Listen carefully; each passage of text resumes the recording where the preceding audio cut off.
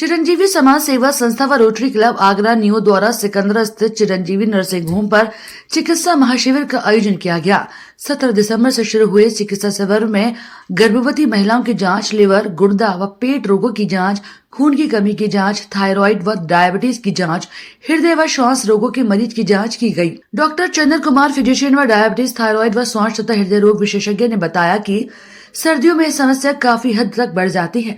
मरीज को अपनी दवा की डोज चिकित्सक से मिलकर सही कर लेनी चाहिए तथा बाहर धुंध में निकलने से भी बचना चाहिए। गर्भवती महिलाओं की जांच डॉक्टर शिवानी शिखा द्वारा की गई। शिविर का संचालन चिरंजीव समाज सेवा संस्था के सचिव विजय कुमार श्रीवास्तव द्वारा किया गया।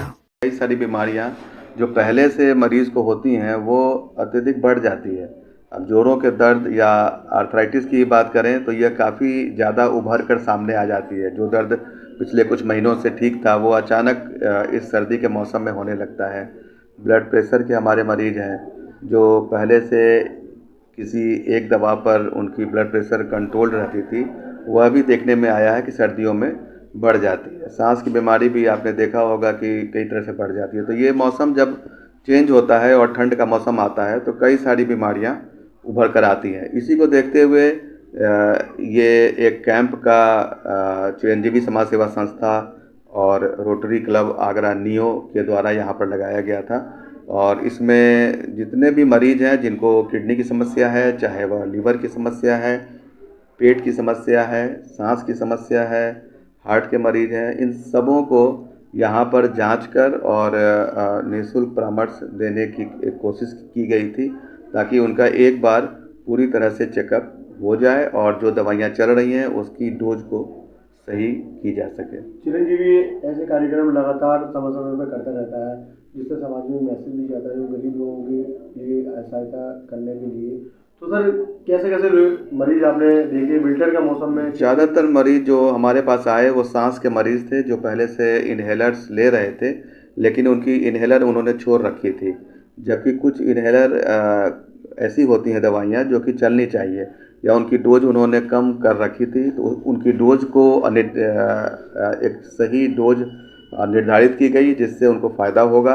और कई तरह के उपाय बताए गए जिससे कि उनको ये सांस की प्रॉब्लम कम से कम रहे, जैसे धुआं, धूल, मिट्टी, परफ्यूम, सेंट, अगरबत्ती, इससे बचने का उपाय बताया गया ताकि ये समस्या कम से कम रहे।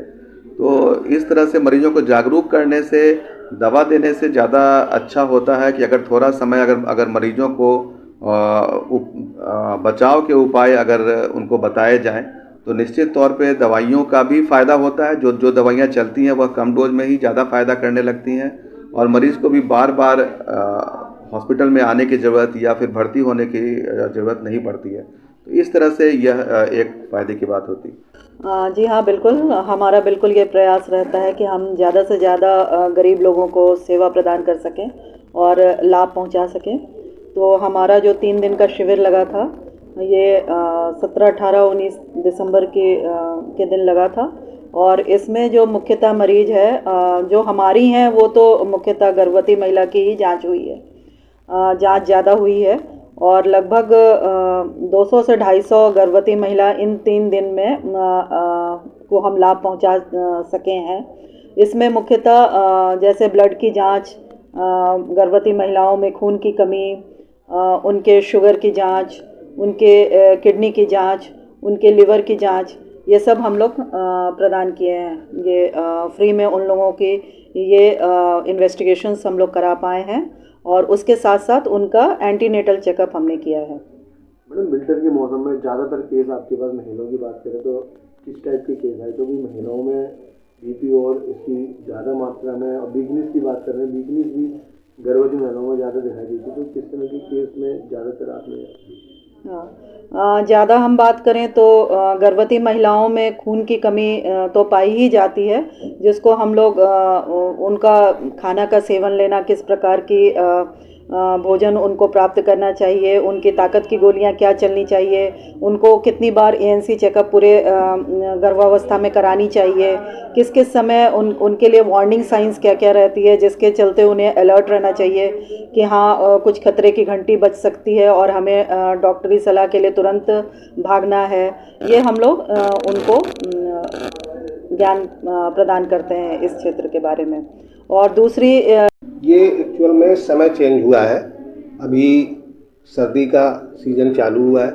उस पे इस कैंप का हमारा मुख्य उद्देश्य ये है कि जो गरीब जनता है वो हमारे प्राइवेट हॉस्पिटलों में जाने में, उनमें सब में, कहाँ तक कि हमारे पास भी आने में उसको दिक्कत लगती है, क्योंकि उतनी फ़ी देना, टेस्टों का खर्चा, दवा का खर्चा।